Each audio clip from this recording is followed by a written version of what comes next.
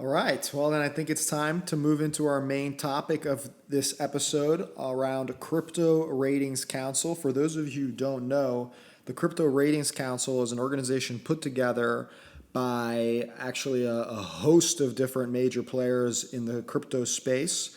Many names I'm sure you'll find familiar: Coinbase, Kraken, Bitrex, Poloniex, which is owned by Circle. There's also digital currencies groups Genesis and Grayscale, also the Blockchain Association, as well as Cumberland Mining. All major companies who have formed together, a lot of them mostly led by the initiatives of the chief legal councils of the various organizations, to essentially develop a framework and rating system that they can share amongst each other that evaluates the potential of a cryptocurrency to be labeled as a security based on the triggers of the Howey test. So to give our listeners here a little bit of a framework, the Howey test is really sort of four different parts that the SEC will use to determine whether or not they find that whatever it is that you're issuing is a security or not. In this case, it's the first pillar here is whether there's an investment of money.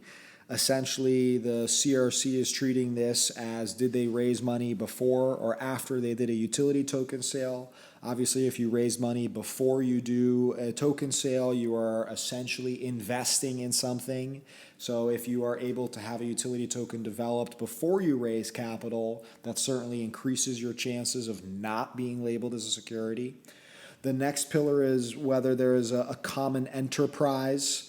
Essentially, is there a company behind it that is trying to make money off of it, in which case there likely is going to be a trigger for it being a security, or does it have the framework of Bitcoin where the development is decentralized, or there's a decentralized system behind it, or a nonprofit organization that is managing this in the efforts to helping develop an infrastructure, an ecosystem, not necessarily for the benefit or gain in value of the interest. The third pillar is the expectation of profits.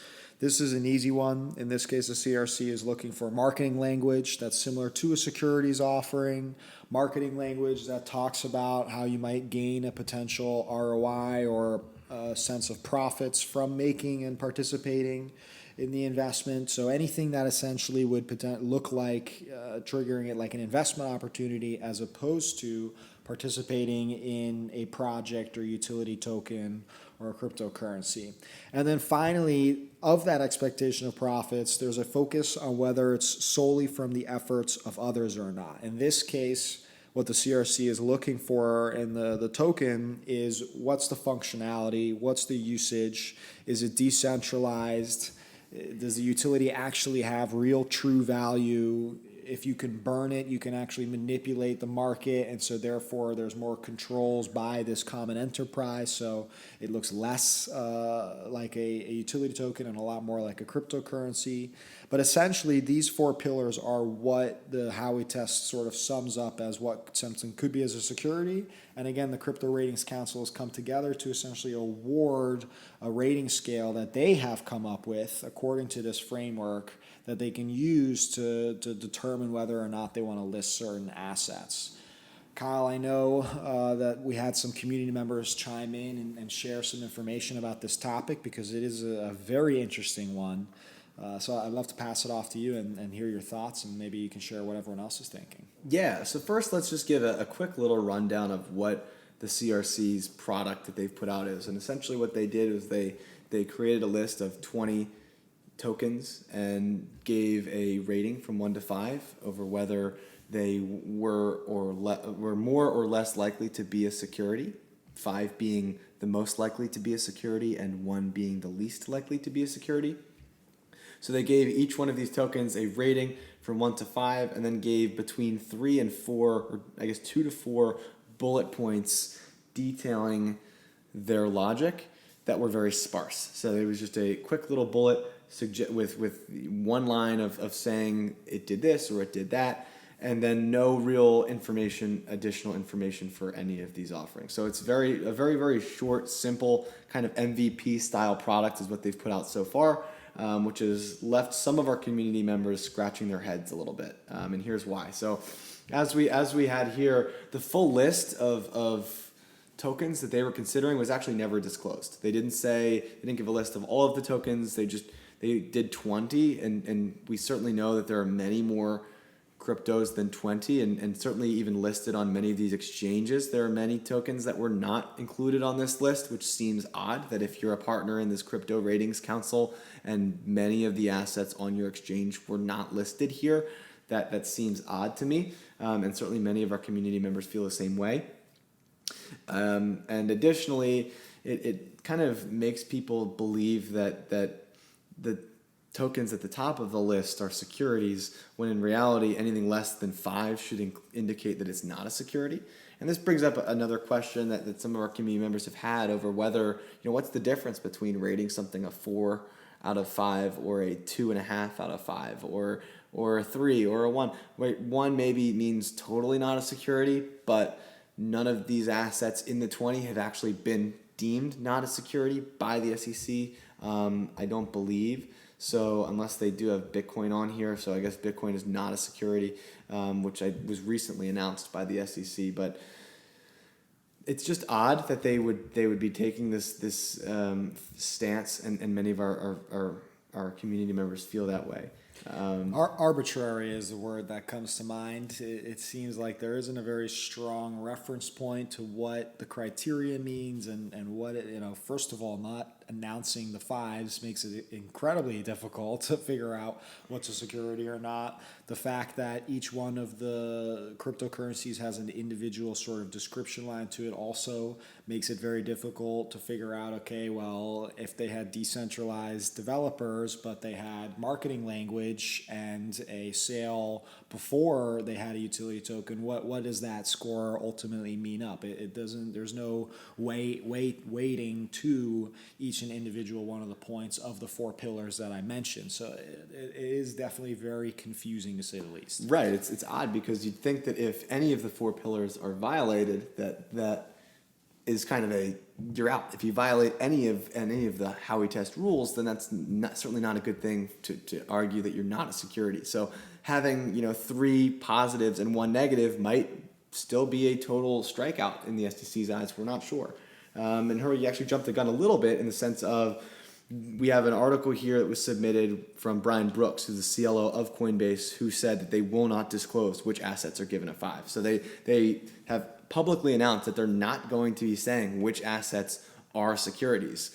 And so if this council is meant to be together so that everyone has a common definition of what they can and can't list and how they're going to protect each other and set guidelines, you'd think that having the ones that are the securities definitely would be the main ones that they would want to send to all of their community members as the main guideline of like, hey guys, stay away from these ones because they really don't look very good. The fact that those aren't being published, it seems like much of the value of this is diminished, in my opinion, and certainly from some of our members as well. Yeah, I mean, what's the threshold? You have a company like Polymath that was rated actually a 4.5, the highest score possible, and that almost seems worse than getting a 5, because at the 5 we have no idea what was the difference between a 4.5 and a 5. What is the one thing that Polymath has that hasn't made it into the threshold of a 5? The same for Maker, which they basically said, basically seems a lot like a security, but it didn't quite meet the 5 threshold. So why did these two kind of get singled out compared to the list that wasn't released? And what does a 4.5 mean versus a 3.75? I want to bring up the example, Kyle, of EOS, which recently by the SEC also settled, and they paid a fine, and they have now been cleared as a token.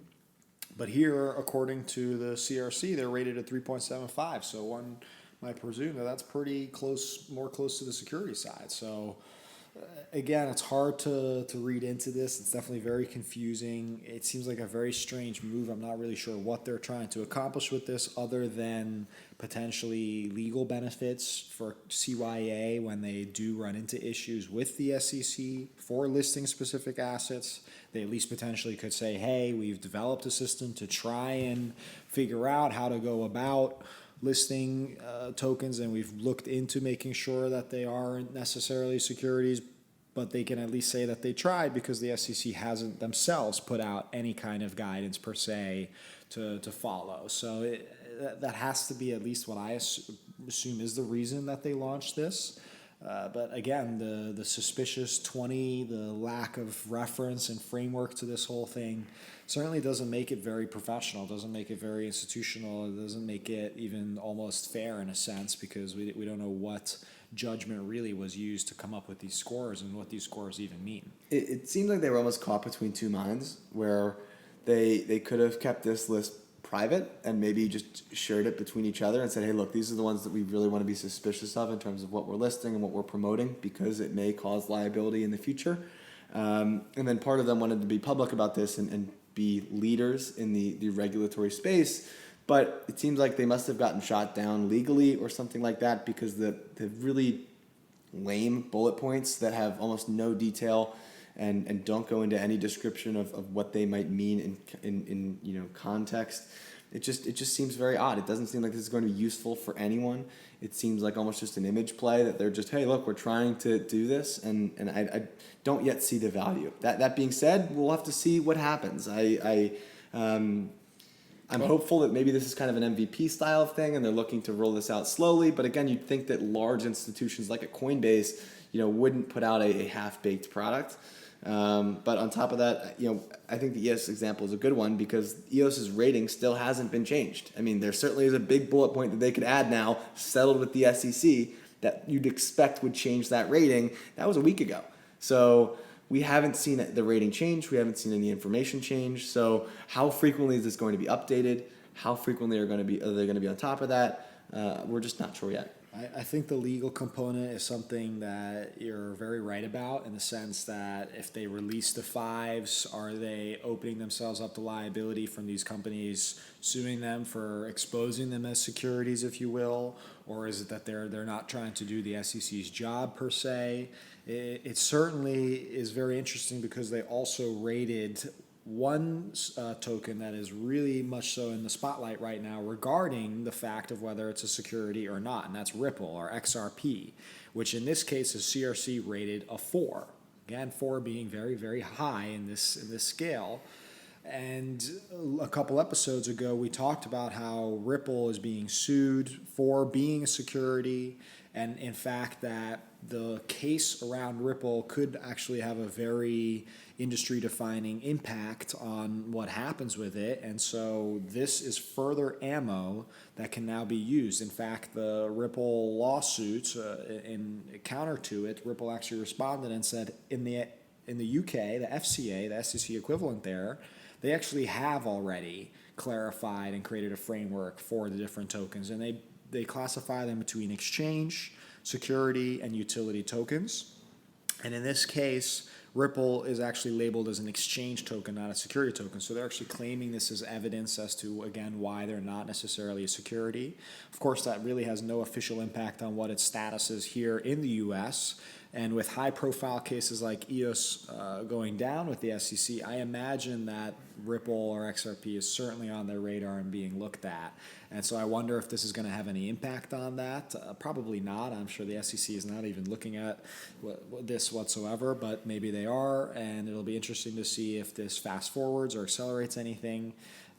Very, very interesting to say the least. So unfortunately, we're running out of time, but there is a great opportunity maybe for another episode to discuss what might happen if some of these tokens are deemed securities, and if they pay the proper fines, or if they do what one might consider a rescission or reissue their tokens as securities, how that might affect our market and our security token industry, and if these tokens become security tokens, how that might be applied into our industry and what that might look like, because something tells me that some of these may be deemed securities, and the proper process will need to take place. So it's something very interesting to think about. I think it's a great idea, Kyle. We'll definitely keep it on the list. And with that, I guess we'll say thank you for listening once again to another week, and hopefully we'll catch you next week.